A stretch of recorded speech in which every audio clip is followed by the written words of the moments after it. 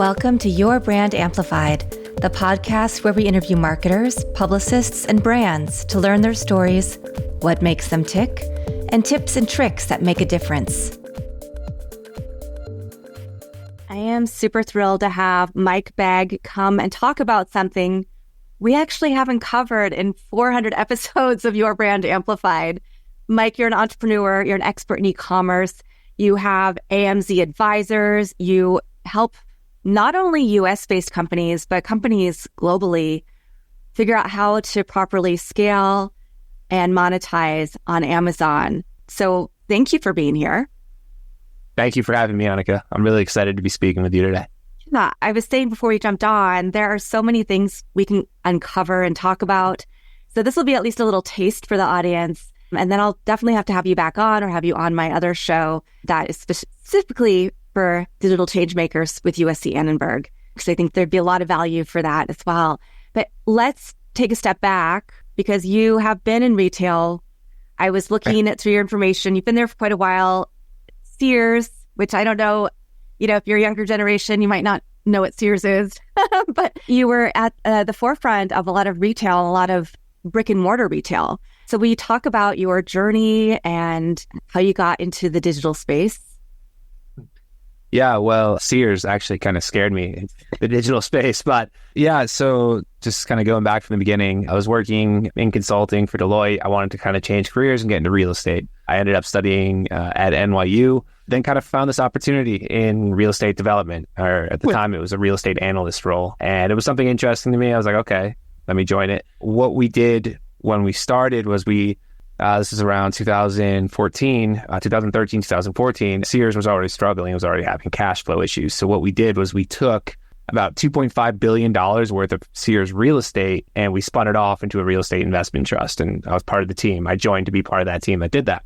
Obviously, when a retailer is trying to raise cash like that, that's a red flag. But the idea being that once we raise this cash, the company will be able to continue. Well, turns out it wasn't. One of the jobs I kind of transitioned to after the REIT spinoff was real estate development within Sears. So it involved a lot of various different tasks, but like, how do we make the real estate we own more valuable? How do we increase the asset value? How do we dispossess assets that aren't worth anything? Or how do we get out of leases and things that were just kind of draining cash flow out of the company? There's a couple different things there. One, obviously, being the one kind of deciding on what stores were closing, what stores were selling, that kind of sucked because a lot of people obviously are losing their jobs. And part of it is going to see these stores in person and understanding what they look like, what the potential is, what the area looks like. And you walk around these stores and you just see like the people and you're like, oh, you're all not going to have a job very soon. And it's very tough to do that. And I did that for probably about a year and a half. And I started trying to figure out how to do something for myself or something that was outside. I loved real estate in general, but I wanted to kind of change. And from another deal that I was working on, we had it was actually a couple different deals. We had a mall space where we had offers from Amazon and we had offers from FedEx. And I was trying to figure out why. And after like doing some more research, I figured out that they were going to convert the mall into a warehouse or into a fulfillment center. And that's where I started kind of learning like, okay, this is interesting. Why is Amazon buying physical retail space? And then I was like, oh, you can sell products online. And then that from there just kind of got me going on that road. And that's so fascinating. It makes sense because a mall is going to be in an area that's heavily trafficked, hopefully. Yep. Easy as a distribution center, easy to get to a lot of potential customers with the trucks or have pickup. One thing that I've seen in my area is that Amazon has partnered with stores like Kohl's. Yep. So if you're going to make returns, you end up having to walk through the whole store to this little counter, and then they give you a coupon to try to incentivize you to shop. So it's like, this is a really interesting model, kind of like that online with the brick and mortar. So that struck me as something interesting when you were saying that. But then also, we've obviously seen during the pandemic a lot more. What you went through with Sears was kind of a foreshadowing, not just what we experienced during a global pandemic, but now with everybody used to buying online, the convenience, and then thinking about how AI is going to affect all of this. So that's so fascinating that you were there to see it and then to kind of figure out, okay, what's the future going to look like? Yeah. And I think that's very important in general. I mean, whether you're an entrepreneur, whether you're an employee, it's like making sure you have a good vision of where things are going.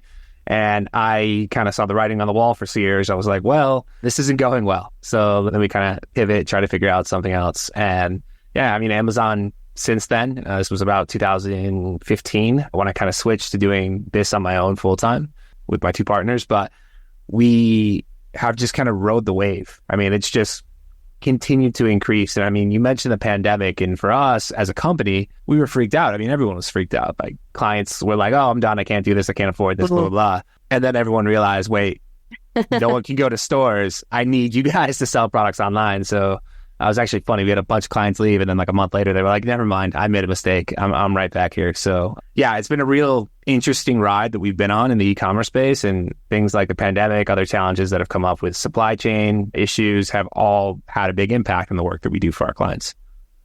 So let's talk about the pivot from working as a consultant in a major company like Deloitte to saying, you know what, it's time for me to go out on my own with partners. You obviously did a lot of research, figured out where things were moving to, starting this in 2015. So what was it like to find the right people to partner with? And then has the iteration of your organization changed from the first concept to now? In certain ways, yes. In certain ways, no. The concept has always been more or less the same, is how do we help provide services for these companies? I mean, I started as a seller myself before I started an agency. So I was selling products online, and I was selling art products, actually, my own brand that I imported from China. And I was competing with like Crayola. And we were beating Crayola online, and we were like, well, these massive companies don't know what they're doing. So that's why the idea from the agency came from. It's like, how do we help other people leverage these platforms to grow their own brands? And the concept's more or less been the same. We're always focused on how do we keep scaling brands on Amazon? How do we acquire more customers? That's what we've done. The way that we work, so it's myself, I found my two partners. It was really, from a partnership standpoint, it was really just matching different skill sets. One's really good at sales. One's really good at project management. And I'm kind of good at like just doing random things. I'm like operations, kind of just figuring things out. So I'll put it that way. And strategy, I guess that's the other thing. But from that, having the vision of where we wanted to be and then having the right partners to grow there, we've just been able to grow over time. And the iterations through there have been, hiring assistants, hiring virtual assistants, things like that, to the point where we hired our first employees. And now at the point where we have about 65 employees worldwide. So we've been able to continue to scale over time, and it's led to different iterations. It's led to different structures within the company on how we hire and how we actually provide the work. But the end goal has always been the same. Yeah. Well, and you've generated over $500 million in sales for your clients, which is incredible. Yes. Starting out with you selling your own art products. So are you an artist? Did you always love art? Or did you see that there was a hole in the market, or you just wanted to test before you iterated for other clients? So yeah, we just kind of saw a niche that looked good, and we've learned a lot from that time period. But yeah, we saw that the types of products we started with were called brush pens. So it was like a marker essentially with like a softer tip, kind of like a paintbrush. And it's big for calligraphy and generally coloring and things like that. That's not really a niche that Crayola's in. There were some other smaller brands that were in there. And we just saw like, hey, we can probably come in and compete with them because they don't know what they're doing. And that's how that started. Then we expanded to other products like paints, colored pencils, that type of art supply. And that's where it got a little bit more competitive with Crayola. And what we learned then is that there's always opportunities to find these different niches. And what we've done with our clients since then is focused on niches where we think there's a good opportunity. And then we find the clients that we want to scale. So it's kind of like a partnership in a way with the brands that we're working with. It's like, are you a good fit? Are you in a good niche? Do we see the opportunity to scale? All right, yeah, let's work together. And that's more or less the process we take people through. Yeah. I appreciate that you just flagged that, because I feel like that is one of the ways people are working together nowadays. It's a lot more of, who are you as a person, as a brand? What potential do you have? What do you have to offer? Is there a place in the market?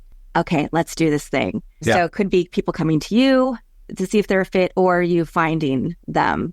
But yeah, exactly. I mean, I think that's important, is that, I can promise anyone anything, but if I can't deliver on the promise, then they're going to be upset, probably not going to reflect good on me or my company. So it's a lose-lose for everybody. It's better off to find the types of clients that are ideal, that are in your ICP, and that you see a good opportunity and you get along with. I mean, we've had plenty of clients that we've seen opportunities with, and then we just butt heads the entire time. So I think that's the other important thing, is that on a personal level, you need to be able to talk to these people and be able to connect with them. Otherwise, if they're, too stubborn, too rude, whatever it may be, it's just going to cause problems down the line. Yeah. Is there a category that you find most success with?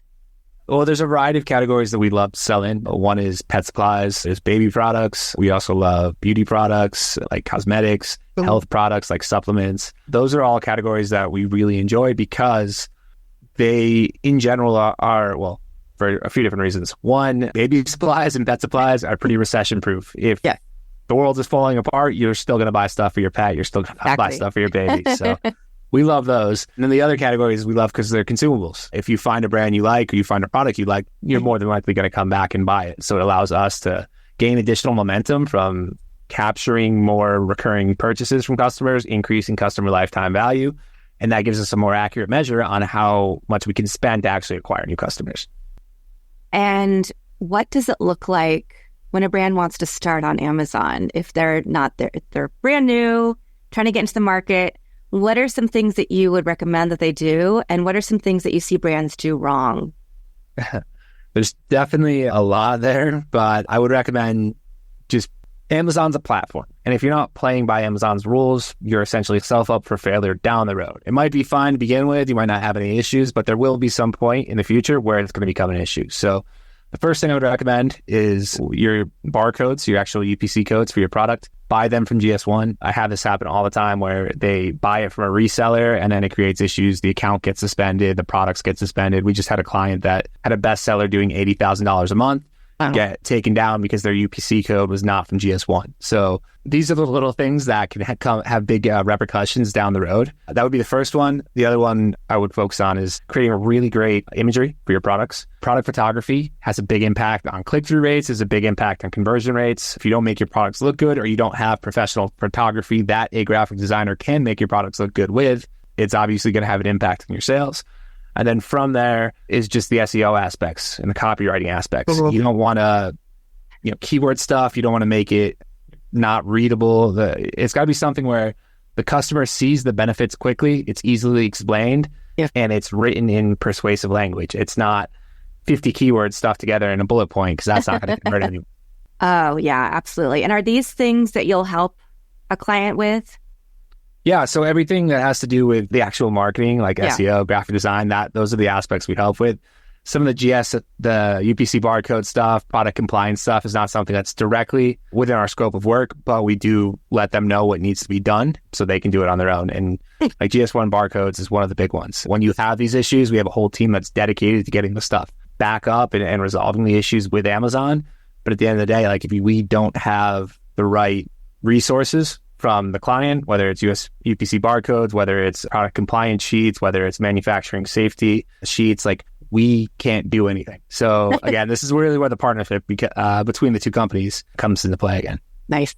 And what would you say is one of the best moments you've had for a client?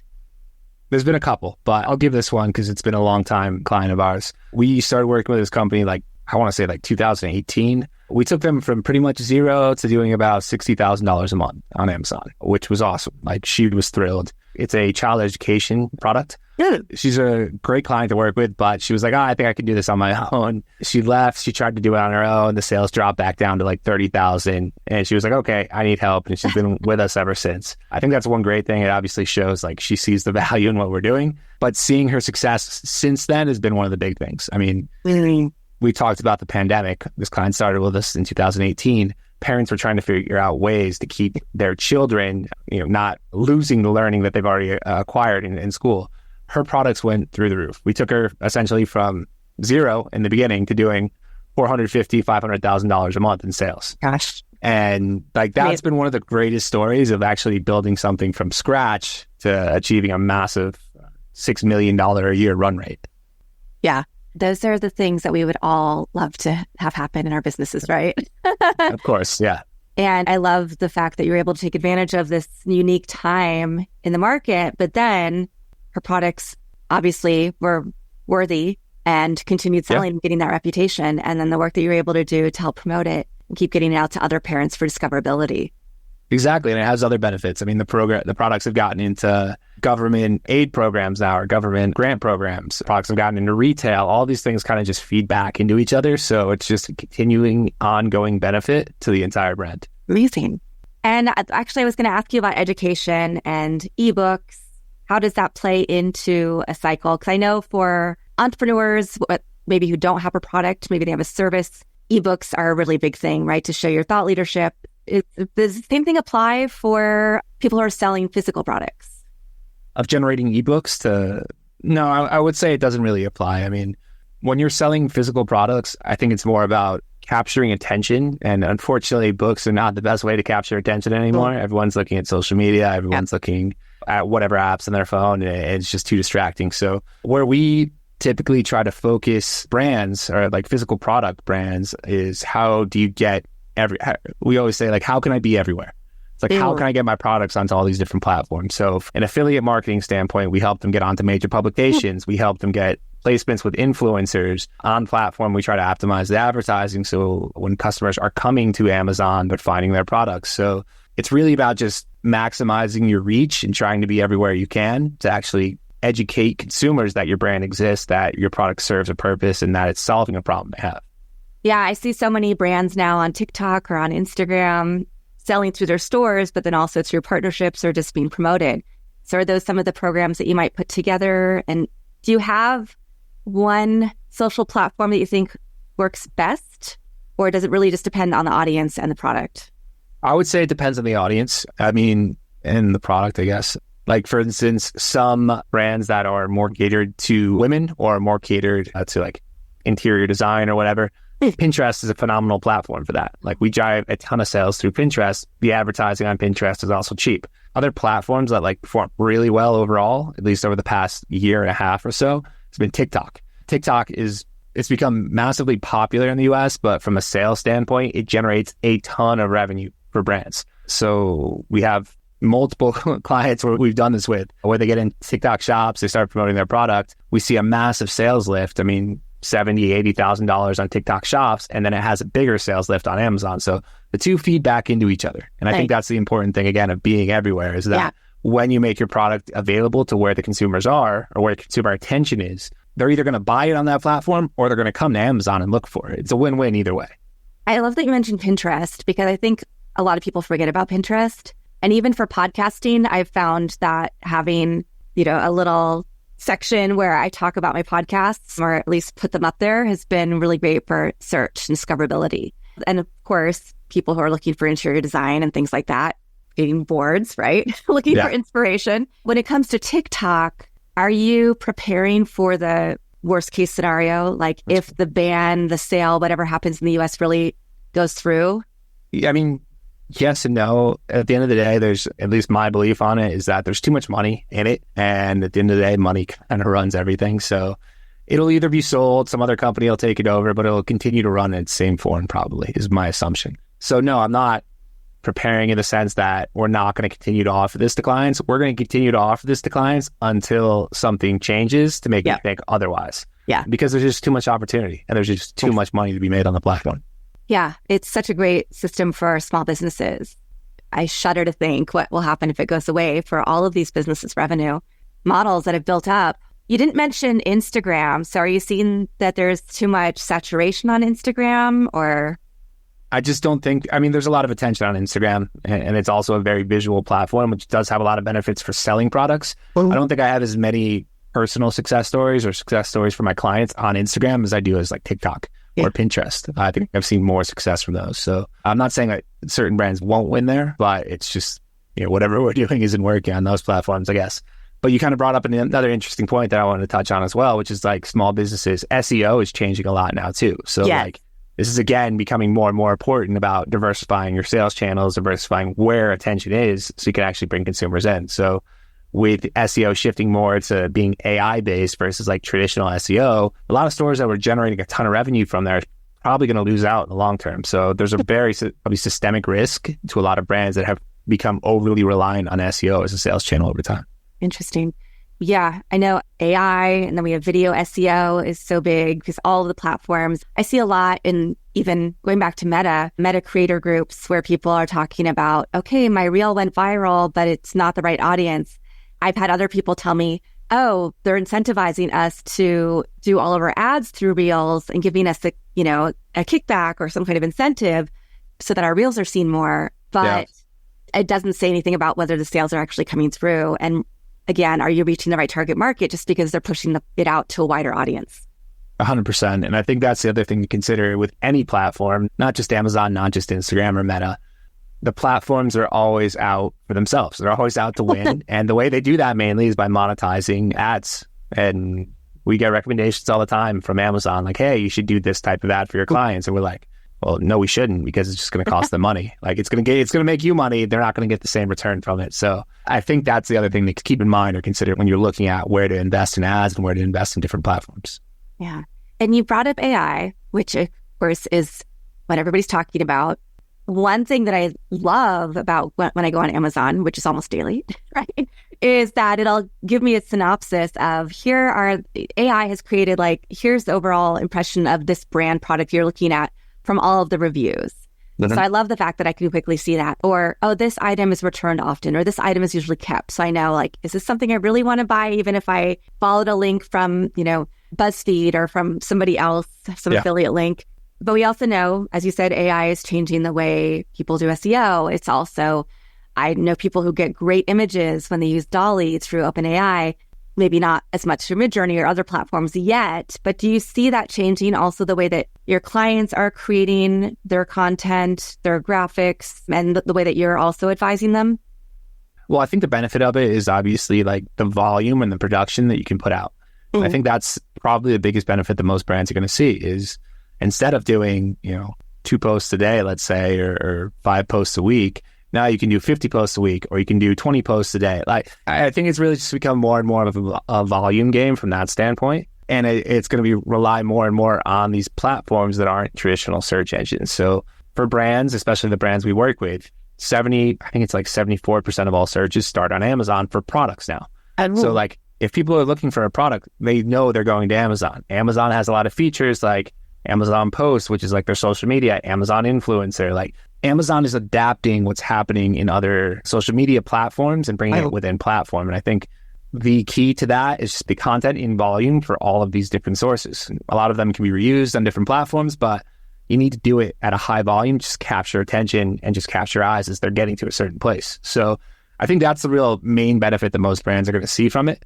Like AI search, I think that's going to have an impact. And obviously, like having great reviews, having great social proof, getting more reviews from clients is going to become a big priority for brands. But like with things they actually control, content production, I think, is the main thing that they'll see the benefit from. Yeah. Thank you. That's really helpful. I was just thinking about Amazon just participated in the upfronts for TV shows, right? To show what shows they're going to be releasing, but then also to talk about their new ad network because they know that they have such a robust audience. And I think that they just created their own system for, ad buying and all of that, and then sharing across shows. So do you see value? Is that one of the things you recommend in terms of advertising, or is that something you're thinking about, is making sure that the advertisements also appear on relevant shows on Prime? Yeah, I mean, it is something we think about. It really comes down to like the brand goals, though, or the brands we're working with. I mean, when we're looking at TV ads, that's very much like a brand awareness type campaign. Right. So if your focus is reaching a wider audience and trying to bring more people into your brand, yeah, I mean, that's great to run those types of advertisements. You're going to reach a massive audience through streaming ads. But at the end of the day, it may not have a direct return on your bottom line. Brand awareness generally does not have a direct return on your bottom line. I was actually looking at an analysis we did the other day on like buying affinity based on the type of ads, and like brand awareness display has the lowest buying affinity. Well, of course, it's just educating people that your brand exists. So if you are in that stage, or if your company's in that stage where you have a large budget to try to go out and increase your reach, I think they're phenomenal ad types. If you're more of a startup and you're trying to get the most from your ad budget, I would focus more like bottom of funnel and try to actually convert the people that are coming to Amazon and searching for your product to actually buy it. Yeah. And that leads perfectly to my next question, which was ads on Amazon versus ads on other platforms. with cookie demarcation, privacy restrictions, asking apps not to track where you're going. How does that play into your decision-making process also and what you have to keep an eye on? Well, luckily for us, we don't have to keep an eye on much because when we advertise within platform, we have access to all of Amazon's data. Okay. I mean, we can't physically read all of Amazon's data, but the targeting capabilities for in-market audiences or for lifestyle audiences is phenomenal because Amazon's actually seeing what you're buying online. So from our standpoint, it's not that big of an issue. Area where it kind of works well is their owned and operated websites. So like IMDb, I always forget the initial order there. Goodreads, like a lot of other websites that Amazon owns that people don't think about. That same data on Amazon can be used to target on those platforms as well. So there's a nice benefit with that. Yeah, I don't even think I realized that they owned my new Goodreads, but I didn't even think about IMDb. Yeah. So that's fascinating. Yeah, exactly. And there's plenty of targeting opportunities available through them. And that's one of the benefits is that you're leveraging customer purchase data to reach the audiences. And I think that's the massive advantage that being on Amazon gives most brands. Nice. And I also want to shift gears a little bit and talk about your global audience. You are based in Guadalajara? I am. I'm based in Guadalajara, Mexico. Wow. And you have expanded your company. You've gone international now. You were talking about your employees. Your 60-something employees are global. What was it like to go from deciding, right, that you're going to start going more global? Were companies reaching out to you, or was it just the natural extension? It was kind of, so at this point I was already living in Mexico, and it was kind of, my wife is from here. That's part of the reason I live down here. But it was kind of just the natural extension of growing. It's like, well, let's start hiring here and start seeing how it works and then growing from there. And a lot of it was, I want to say prejudices, but thinking that clients were going to react a certain way and then kind of figuring out, well, they don't react that way. We always had this idea since we work with so many US clients that they wouldn't want to work with someone located in Mexico or located in another country. So we were like, all right, we need US based people. We were the faces of the English speaking side. And it got to a point where we were like, well, this isn't scalable with us doing it. Let's try hiring someone down here. And from there, it kind of just kept expanding. It's like, well, this works in Mexico. Let's go do it in Brazil. Let's go do it in Argentina. Let's go do it in Colombia. Let's go do it in Europe. So it's kind of just always kept growing that way. And I think it was just adapting to the mindset that it really doesn't matter where people are located as long as they're good at what they do. And I think that's really what's helped us expand so quickly and be able to hire such an international workforce of really talented people. What I think, because I also will say I use international talent. I've worked with an editor for my podcast who's in the Philippines for almost 2 years now, who's amazing. I have my admin was a school teacher in the Philippines. And I work with a lot of other companies that also are based now in South America. And what I think is fantastic, and then I also do some volunteer work in Ghana, but with the globalization of our communities, it's helpful because you're giving back to the prosperity of these communities where people might have a professional degree, but they can make more money, working rather than being a lawyer or an engineer or a cab driver. They can utilize their skills in a different way and have a lot of job satisfaction and make a really great income. 100%. And I think that's been one of the cool things to see is that when we first came here to Mexico, I mean, when we opened offices here and started hiring here, there weren't many jobs of e-commerce at all in Mexico. And it's obviously grown a lot since then. So we were offering new opportunities, new skill sets. People were interested in it. We also obviously work on a US cultural basis, which is way different than Mexico. Just so you know, the work week in Mexico, the normal work week is 48 hours. So wait, what? 40, yeah, exactly. People work on Saturdays here. So being able to give people more freedom, work remotely, that was kind of unheard of. Working in e-commerce was unheard of. So it's kind of been cool because we're offering a lot of opportunities that way. And it reflects in the low amount of churn that we have with employees. I mean, we've lost, I think, 2-3 employees over 8 years. That's the other ones incredible. That we've let go have been let go, but no one's actually left for another role. So it's awesome seeing people love working for us. They want to stay for us, stay working with us, and they keep trying to do the best they can for the company. That's really amazing. Yeah. Congratulations. Thank you. And what is it like working across all these multiple time zones and, working with clients and all over the place?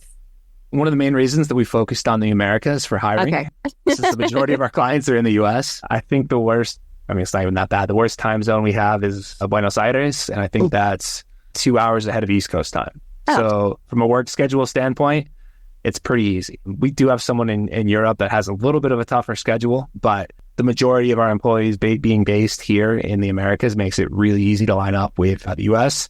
Here in Guadalajara, I'm on Mountain Time half the year, and I'm on Central Time half the year. So either way, like I'm in the middle of the country. Right. Fantastic. And what would you say to an entrepreneur or a small business who is looking at expansion? What are some things that they should look for when they're looking to expand to Latin America or to Mexico? I think one of the biggest mistakes that I've seen other companies make when they expand is not treating the employees equally as like a US-based employee. A lot of people tend to, I don't want to say as less, treat them as a lesser person, but like don't give them the same respect that they would give to someone in a role that they actually see face-to-face in the office. And I think that makes a big difference on things. When you have that, you're going to have people churning. You're going to have people that don't want to work for you. You know, this isn't slave labor, although some companies seem to think it is. And I think that lack of respect is a big problem that most companies have when they're expanding. So I would really focus on a couple different things. One is having a clear vision of what you value within the company, where the company's trying to go, and being able to communicate that well. Two, just respecting the employees and just offering them no different treatment than you would be offering to people in the US. And then three is just communicating with them on a regular basis. It's hard being remote, as we've all learned during the pandemic. It's even harder being remote when your bosses or your teammates or whoever never talk to you, when you're just there doing a day-to-day task. And like that, I think when you kind of do those three things, communicate well, communicate your vision well to the team, and then actually treat people with respect, you get much better results when you're actually hiring and expanding internationally. Very nice. Those are great. Thank you for sharing. Yeah, no problem. I know that you have a special deal if somebody reaches out to you, $60,000 in sales growth guaranteed in 6 months. I asked you a little bit about this, but I'd love for you to tell my audience about that program and that offer.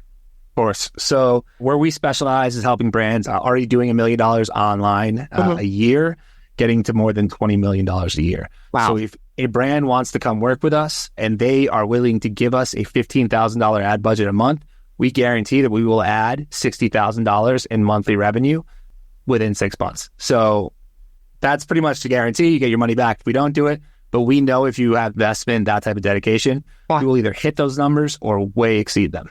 Wow. Fantastic. And what is the best way for people to reach out to you who have a product or who are thinking about having a product on Amazon and want to see what, how they can take baby steps perhaps to work with you? Of course. Yeah. The best way to reach out is either to my email directly. It's mike@amzadvisors.com. You can also get in touch with me at amzadvisors.com. That's our website. And you can also reach me through LinkedIn or any of my social channels. Thank you. Any last thoughts you want to leave the audience with? No, I mean, I think the main thing to just really understand is that if you have a brand that sells physical products, Amazon is essentially the place you have to be. It's where consumers are going. It's where consumer attention is. If you're trying to acquire customers, it's one of the best platforms to do it. A lot of brands avoid it like the plague, but at the end of the day, when you have Amazon going, it helps benefit all your other sales channels. Fantastic. And Mike, I always ask, so I don't know if you'll have one off the top of your head or have to think about it, but do you have a favorite quote, mantra, verse, some words that help you get through every day?